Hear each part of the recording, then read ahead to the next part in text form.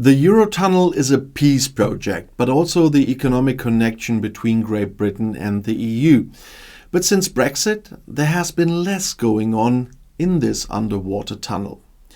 And as I said, the Eurotunnel is not only an economic artery, but also an incredible practical thing for many travelers, if not a matter of the heart. Without the Eurotunnel, for example, the love between people from two different countries would never have existed. There's a example we saw here on the media where the people met because he was an engineer on the Eurostar train.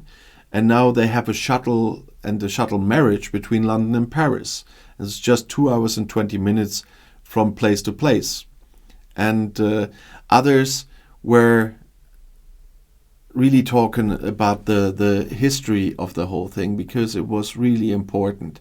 And people are quite reminiscent of what happened at the time, because if you remember, there was a day in 1994 where the Queen and President François Mitterrand met. It was May 6th in 1994, and it was a big deal. And on that day, exactly 30 years ago, the two heads of state opened the Eurotunnel to the sound of the European anthem. And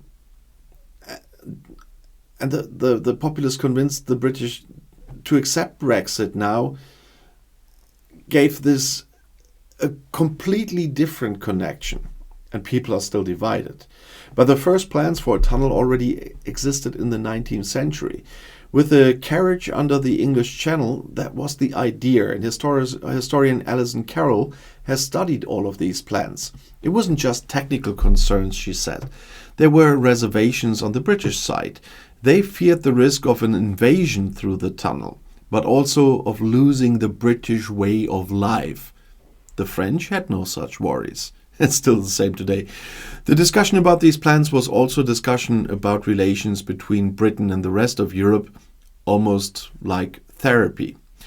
At the end of the 1980s, the engineering masterpiece began to take shape. 14,000 workers built what was even the longest undersea tunnel in the world. And this helps trade.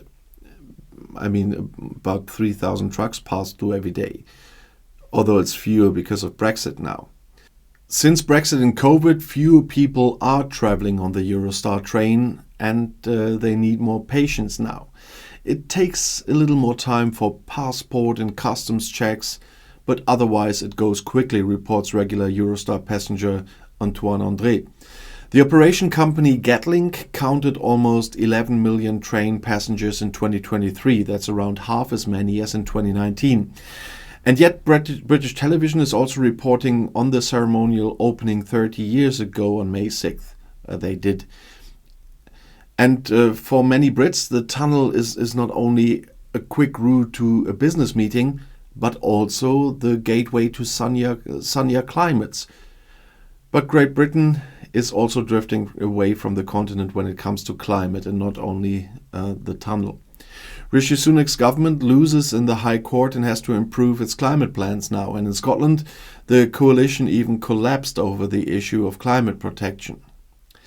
In Britain, the gap between lofty plans and reality is leading to embarrassing setbacks in climate policy now.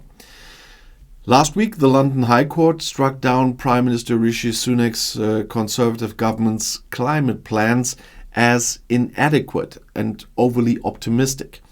And in Edinburgh, the Scottish First Minister Hamza Youssef had to resign from office after the premature collapse of the coalition with the Greens. The dispute was sparked, among other things, by the handling of an important milestone on the way to climate neutrality, their so-called net zero. For many years, the kingdom was happy to act as a pioneer in climate protection.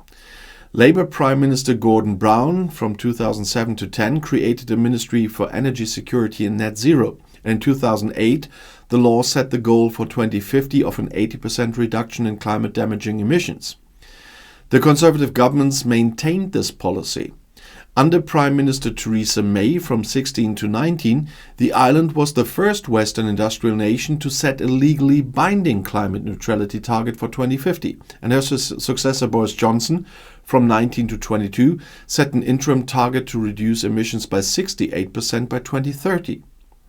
Supervision and monitoring of the ambitious goals was carried out by an independent Climate Change Commission, or CCC, made up of eminent experts, chaired for 11 years until 2023 by the former Tory Environment Minister John Gummer. And their reports have recently sounded more and more pessimistic. And this goes hand in hand with the fact that both Sunak's government and the Labour opposition, for whom all polls predict victory in the next general election in the autumn, have watered down important positions here. The most recent proceedings before the High Court were based on a lawsuit by several environmental organizations against the government's climate plan, in turn a reaction to a critical ruling by the highest court 2 years ago.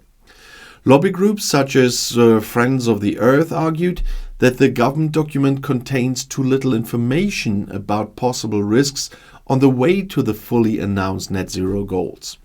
They also criticized the optimism regarding so-called carbon capture and storage. That means the storage of harmful greenhouse gases in disused tunnels underground. The court ruled in favor of the plaintiffs and ordered the government to submit a new climate plan within a year. Undeterred, the ministry said the kingdom should be extremely proud of its actions against climate change, though. In Scotland, the CCC had viewed with suspicion the statements and actions of Youssef's SNP government, which had been working in a formal pact with the Greens since 2021. In March, the committee coolly announced that it no longer believes that the Edinburgh target of reducing emissions by 75% by 2030 can be achieved. The Scottish Government will not achieve its ambitious targets, and there is no comprehensive strategy that has been decided so far. Steps are far from sufficient to stay within the framework of the laws that have been passed. And Climate Protection Minister Mary McAllen promptly had to publicly say goodbye to the interim goal. Because the Greens then called a special party conference, the head of government quickly terminated the cooperation. The climate was then so toxic that the First Minister had to resign. The CCC people also have little confidence in the London central government's climate target, the 68% reduction by 2030. Prime Minister Sunak is considered lukewarm at best when it comes to climate protection. The head of government argued in the fall that one should not overwhelm the population given the persistently poor economic situation after Brexit and the pandemic. Politicians of all stripes have shown too little honesty about the cost that ambitious emission reductions entail for the economy. Economic and ecological experts consider this attitude to be wrong. Chris Stark, who recently resigned as CCC director, has recently identified negative consequences of the policy change. The kingdom is not exciting for investors in green energy projects. A planned auction of the relevant government concessions for new offshore wind turbines recently had to be cancelled because no company had shown interest.